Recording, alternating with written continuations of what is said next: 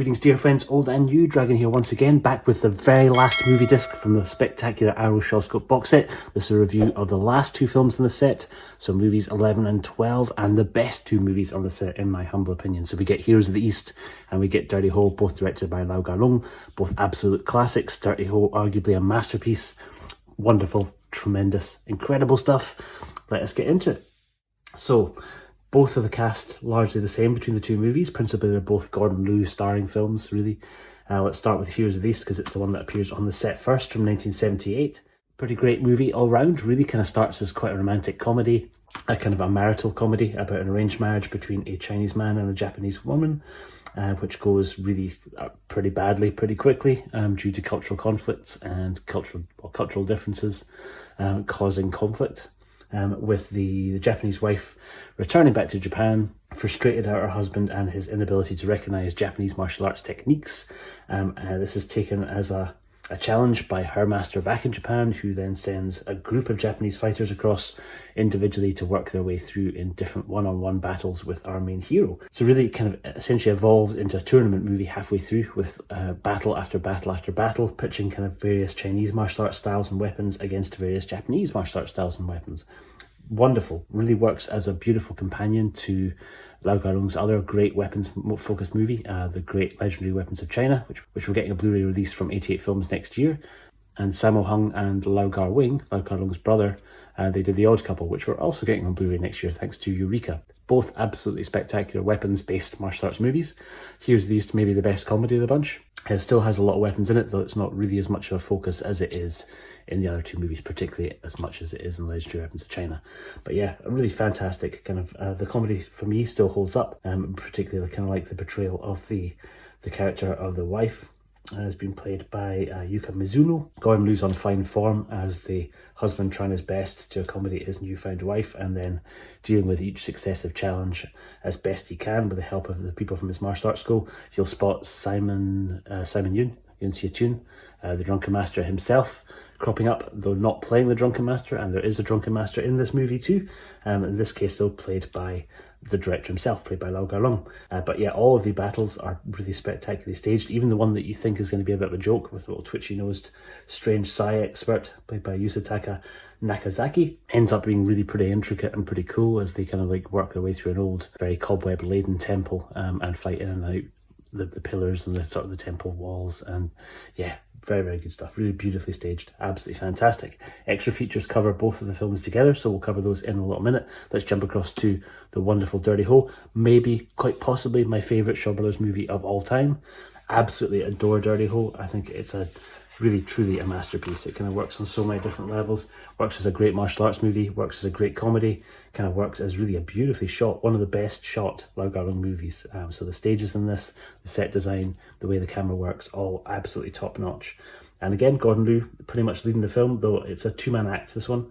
So it's Gordon Liu playing the prince who's travelling in disguise to check out his first loves of antiques and wine. And then along the way, various assassination attempts that are taken on his life by his other brothers, who are vying for really to take control of the throne. But really the bulk of the film takes place with Gordon Liu travelling incognito, meeting up with a thief, the titular Dirty Ho, played by Wong Yu, playing Ho Jen. And after falling foul of a couple of attempts to try and get the better of the prince scratches his head with a poisoned sword, though makes it look like it's Carl Wei's character who does it. The prince largely pretends that he doesn't know martial arts, so most of the fight sequences in this are kind of wonderfully staged, kind of hidden fights with somebody pretending not to know anything but really having incredible skill.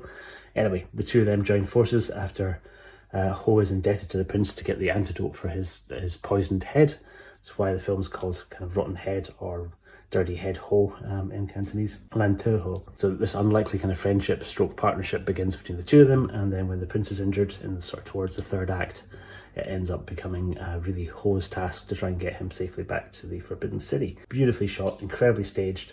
The sequences that come along against the various experts that he meets along the way, so the antiques expert that's not really an antiques expert, and the wine expert that's not really a wine expert, are truly spectacular. The wine one in particular, the wine expert played by the always great Wang Long Wei, with Seo Ho as his sort of deputy, and that sort of 2-on-1 fight is really just a joy to behold. All the fights in this are a joy to behold. Training sequence is pretty great, though it's not the main focus of the movie.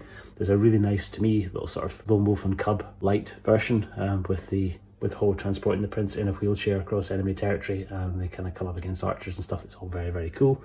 And so kind of use their inside for outside scenes in this work particularly well. Kind of really absolutely fantastic. Yeah, so I really can't say enough good things about Dirty Ho. It still holds up to me as being still really funny. The action sequences still amaze me every single time I watch them. I do think it's one of Gordon Liu's best comedic performances. He's really wonderful in this, particularly his mannerisms and a lot of his kind of facial expressions as he's kind of playing his role. Really great stuff, absolutely fantastic. So I think it's very fitting that these are the films that are rounding out the set, because we couldn't be ending on two better movies. Extra features for these two are pretty good. It's maybe not the most loaded disc on the whole set, but the ones that we do get are absolutely fantastic. So the one extra that covers both films really is a Tony Raines extra. Speaking about Heroes of the East and Dirty Ho specifically, runs for 30 minutes and is a joy. You can clearly tell that Tony Raines is very taken with Lau Kar Leung's movies, and he certainly considers Dirty Ho to be a masterpiece, as I would very much agree. So yeah, he speaks the length about the two films. It's very wonderful. We dive once more willingly into the incredible archives of Frederic Ambrosin, and we get an interview with Yasaki Kurata, taken from about 2003. It runs for about 25 minutes. Fantastic. He's really a treat to kind of hear some of his recollections and some of his stories. One of the few actors to have a successful career in Japan and also in Hong Kong. That's kind of great hearing about his experiences working at Shaw's. 4 trailers on Heroes of the East and 2 trailers on Dirty Ho. We get 36 slides on Heroes of the East and 38 slides on Dirty Ho. And then we also get a commentary track, which is really attached to Heroes of the East, and the commentary track on this by the wonderful Jonathan Clements. If you're not familiar with Jonathan Clements, he's a long-standing kind of contributor to the sort of anime world. He writes a lot about Japanese animation, about kind of manga specifically in print and in its animated form. So a couple of his books you may already be familiar with. I'm kind of popping these up as I'm speaking. I mostly know him from 2 other commentary tracks. He did a wonderful commentary track on the old manga release of Vampire Hunter D, and another on Colgo 13, The Professional, both of which are incredible tracks. I was really excited to hear what he would have to say about Heroes of the East, and he did not disappoint. His commentary, absolutely incredible, really loaded with information, really funny, really engaging, and flew by and was quite a treat. It's one that I'll probably go back to a number of times because there was more than I could take in one single sitting. I would say do still hang on to your old Dragon Dynasty disc for Heroes of the East if you have it, because there's a different commentary track on this that's still great to go back to. But yeah, the commentary that's on the Arrow set, absolutely first rate, fantastic. It's kind of great that we're ending out on a commentary high after the disappointment of the commentary track on 5 Venoms. Hopefully once we get round to volume 2, we'll see a commentary on every single film. I think there's no reason why we shouldn't. For this price of set, I would love to really see every single film getting a commentary track from somebody. There's certainly a lot of willing participants out there who would jump at the chance to do it, myself included. Please, that would be great. Absolutely fantastic. Really, I think for me, the best films on the whole set. And like I say, it's very appropriate that they come right at the end, because we really are finishing on an absolute high note. It's going to be very interesting to see what else we get on volume 2. A few of them are announced in the book. So the book that comes along with volume 1 does kind of tease out a few of the different titles. I'll do a separate summary of that when I do a roundup of the set at the very end. But that's pretty much it. That is your 2 that are on here. Both incredible movies, delivered with some excellent extras. Transfers wise on these look spectacular. Both the films look better than I've ever seen them before, and these are ones that I knew across multiple formats. So I had the old DVDs, I had the Dragon Dynasty and the IVL DVDs, and I've seen the digital copies on iTunes of both of these, and the versions that are on the Arrow set look way, way better. Fantastic, absolutely fantastic. That is us, folks. Thank you very much for getting through this journey with me. That is all the movies on all the discs for the set reviewed. Please jump back if you missed any of the other ones. I will do a very short little video on the soundtrack CDs, but there's not a huge amount that I can tell you here. Really, you just need to listen through to the 2 soundtracks, which are both excellent. Anyway, that is us for today. Thank you very much for watching. I will see you on the next one. Take care.